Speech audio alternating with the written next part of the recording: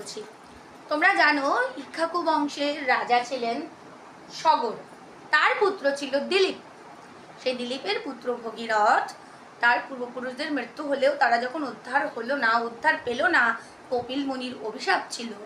সেই অভিশাপে, এটা আরও বড় করে বলা যায় কিন্তু এখন আমার হাতে তো সময় কম, ছোট্ট করে বলছি। তা সে সময় তাকে বলা হলো যে মা গঙ্গাকে যদি স্বর্গ থেকে নিয়ে আসা যায়, সেই মা গঙ্গার জলে তার পূর্বপুরুষেরা উদ্ধার পাবে।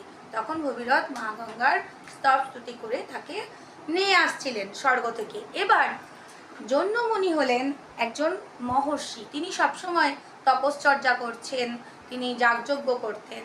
তা তিনি যজ্ঞ করছেন, সেই সময় ভগীরথ সেই স্থান দিয়েই গঙ্গাকে নিয়ে যাচ্ছিল।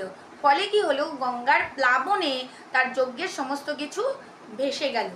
তখন জন্যমুনি অত্যন্ত রেগে গেলেন। রেগে গিয়ে কি করলেন,